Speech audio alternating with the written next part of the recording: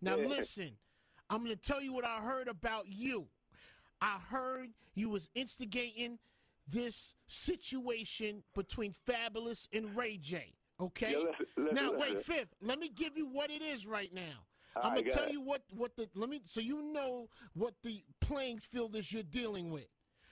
Ray J is out here saying he clocked Fab ridiculously in front of you, swung a haymaker, and left a mark on his face. Fab is saying there was nothing of the sort that happened. He was never touched. Only one of these stories can be true, Fifth. Right. And I want to know what happened. I want to know where you were. You know what happened? So look, we came back, like we came there, me and Floyd, we drove through there, and we had a bunch of people with us because we just came, like everybody stayed at the house the night after the fight. So we came down to the Palms. Ray was already staying at the Palm. So Fab and we sat on the side of the stage and we watched Jada and Styles do their joint, and because like people were just really coming in the actual show, I told his production people to turn the lights off in the house. Who's this? Who's production people? Jada and Styles crew. I told them to turn the lights off in the house so they perform to their regular standards, because when you look at the crowd and ain't nobody moving, you don't move. Got you. You know, and I was just like, just turn. It's just stuff that I learned, you know, while I'm out on tour and on the road, because I had artists and acts that I got to watch to make sure they're doing the best performance all the time. So I just told him that, and then he fixed it. We sat there, watched their whole show, and then we left because we knew they had to come off the stage, and that's where we was at. So we went to the actual hallway, and then Styles and Jada came off. We got a chance to kick it for a few minutes. They went in the dressing room. They soaking wet from the show. Then Fab crew starts to come through. Now, me and Fabolous, we just came off Australia run. I took them. It was me, Fab, and Lil Kim on Australia run. So I would see them while we was traveling. So now, Fab just comes in the club now. Yeah, he just comes into the back of the actual dressing room. All right, now where's Ray J right at that moment? Where is he? He like standing right in front of me and Floyd. Oh, is this when he had on the red sweat hoodie? And he had flip flops on. Like he had no Wait socks a minute, on. time out. So he had on the red sweat hoodie, red shorts, red and white flip flops, with no socks on.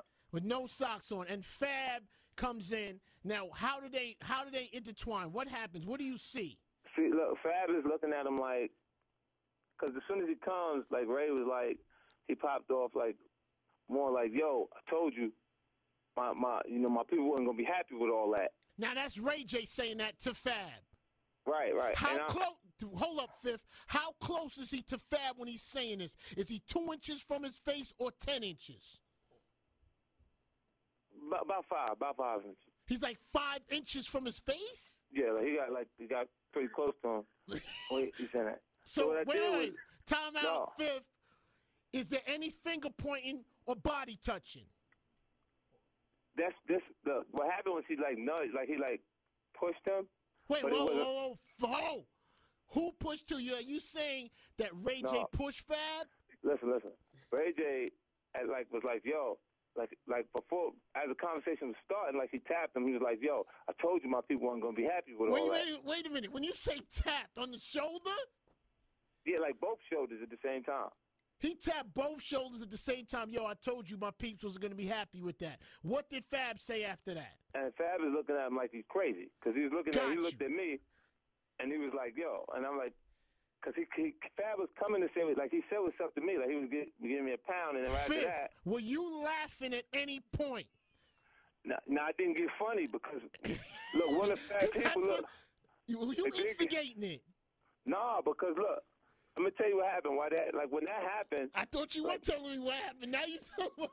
Look, Marcus, like one of the Fat Man, Marcus, right? Like he was like my role manager in the beginning. Gotcha. So Marcus is like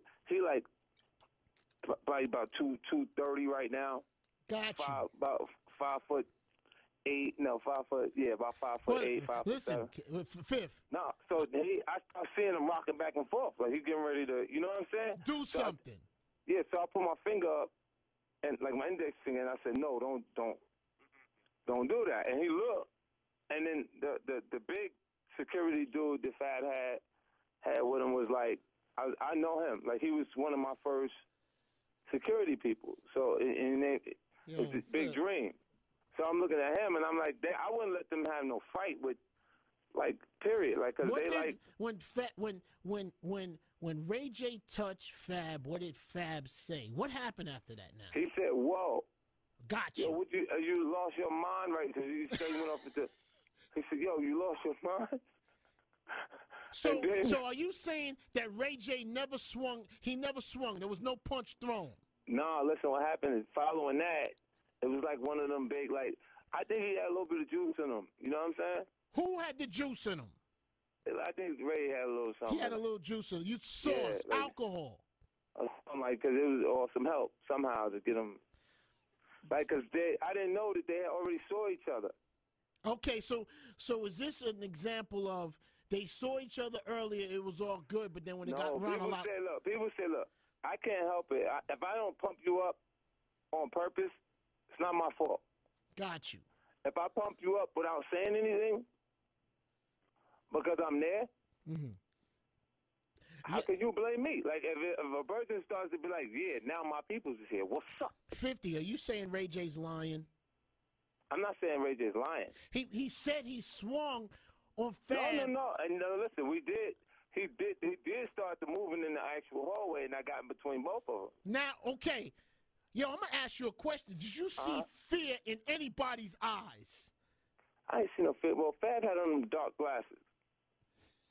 He had them black glasses. But if he got punched in the face, Flex, Fab wouldn't have went on stage with no glasses on the actual. That would tell you how bad he was hit. So he you went say, on stage. Fifth, I'm going to ask you again. Fifth, are you saying Fab did not get punched in the face? No, he didn't. Because we had three balconies. If he got touched in his face, if he felt like he got punched in his face, it ain't enough for you to call a punch. Okay, now I'm gonna ask you another question. So nobody got punked? No, they ain't no. You know what it is? Fab, like, I don't know. About with Fab got to feel like if somebody's pride is hurt. All right, now, so you feel, wait a minute, Fifth, that you're using key words. Do you feel like, you feel that, was there any punking going on at this situation? Well, listen, this is what I'm saying. The way the situation went down, of course, you can interpret some of it like it's punking going on, or because you're looking at a guy who's like, people like Tyrese is the Coca-Cola kid. Got you. But talk to Tyrese like that. He don't know he's the Coca-Cola kid. As far as he's concerned, he's from Watts. He might swing on you. Got you.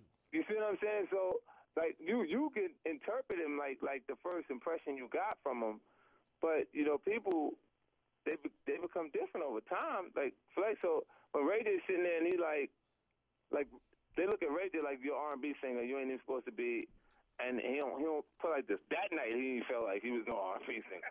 Got you. Okay. You know what I'm saying? So you felt, but Fab, like as far as somebody getting punched, because look, if I punch somebody in the face, they can't. They gotta wear glasses. Got you. So there was no punch thrown. So no one got punked. It was a couple of words, and then you came between them. It was like a scuffle, like he pushed. Did you feel anyone wanted to go outside? No, it felt like that right there where we was at, like that they was going to get into it like that. But I had kind of gotten between the two of them, and then it was like Fab was like, y'all gonna get this boy, y'all gonna get this boy killed. Okay, gotcha. Okay. He was saying, because he was like, man, y'all gonna get this nigga killed.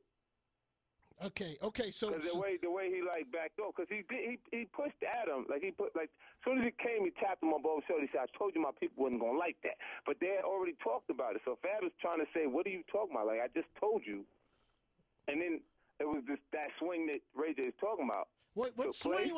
There was no swing, though, Fifth. No, there was a swing, but it didn't land on nothing, so you can't call it a punch. Wait a minute. Time out. Who swung on who? No, Ray J did swing at him. He swung, you say he swung but did not connect? No, if it connected, then he'd had a mark on him. Okay, wait a minute. So, all right, now you're saying Ray J swung, did not hit Fab. What did Fab do after there was a swing? I pushed Fab and him to the side, him and Paul. Oh Him and his brother, I pulled him to the side like, yo, chill, because it wasn't really for look. That you're always under the eye in the sky in Vegas. Okay, so There ain't Fifth, no look. place you at that you All won't right. be on tape. So listen, I got a couple other things to ask you. Okay, it's Hot 97 Funk Flex. Now listen, 50 Cent has cleared up what happened. We have a full understanding of what happened. Yeah, Now, ain't nobody like for Fab. There's nothing to be like, because he didn't touch him. He probably is more looking at it like the fact that it's being said got you. is a disrespect, and that's what I'm talking about as far as the person's pride. Got you. Because of what was being said, because he wasn't hurt at all. We sat there. We bought 3 balconies at the actual show, and then invited everybody to come hang out with us because we wanted to see their show. Got you. And we came, checked Fab and Locks out. They brought the boy. I ran into the kid Meek too. Meek Mills was there. So what's up to him and everything. Okay. It's Hot 97 Funk Flex 50. Now, Fifth, I got one more thing to ask you. Yeah. Now, you know, always we for some reason when me and you get together, there always seems to be something that Game said, and I just want to know if you're aware of it. Now, you know what Game's been on Twitter talking kind of reckless. I don't know if you're aware of it, but he's yeah. I got a word. I can't with a word for everything that you see from that guy. Like it's desperation flags. Okay. So you know, remember, he said something. He said that you were in the closet. That's what he was referring to. Now, where? Yeah, and I mean, that is, if anyone, if that's a valid question, they really need to just ask the young lady. Because I really don't do like too much talking, even about who I'm hanging out with. Like I don't like to talk about it. So when you say desperation, what do you say it's desperation for? It's when you're hurting. You got to try to make some type of conversation. What song is playing right now, Flex? From his new LP. Well. Okay, let's move on. No, wait, come on, Fifth, man. Let's move on. There's nothing playing. I know what you just. Yo, Fifth, I know what you just did to me, man. I know what you did. Yeah. Wait, now let's clear that up. He does have an album out presently. There's not a record that he has right now on Hot 97's rotation, but you know, I do know he has something played across the country. I want to be fair, Fifth. I gotta be fair. Okay, there is no song playing across the country. You check we can check it. We can check the BDS, man. It's nothing there. Okay. That's desperation, B. Okay. All right. Fifth, I want to tell you something, man. Congratulations on the SK thing, the energy drink, man. Speaking at the UN, my brother, you are getting to be one of those brothers who are living your dream and doing everything in life that people think about, man. And just congratulations to you, you know? Thanks, man. It's exciting to be able to explore all these different things and just learn new stuff. You know, like, and for me, like musically, they're gonna hear my new efforts now, and I'm ready for November. I'm gonna be coming out, so I'll be back on the street and do some different stuff too. You know, like for me, like you know, like I don't think that there's, you know why I've been having extreme interest in other areas is because I'm not sure you can match the success that I've had to this point. Mm-hmm. See, I don't know what I would have to do to have, you know, there's no second chance at a first impression. Correct. And when your first impression is the largest debut in hip-hop out, you move 12 million records, and then follow up with 10 million records on the Massacre, then you go, okay, I want to continue to make music, but I'm not sure that it'll impact as hard regardlessly, you know?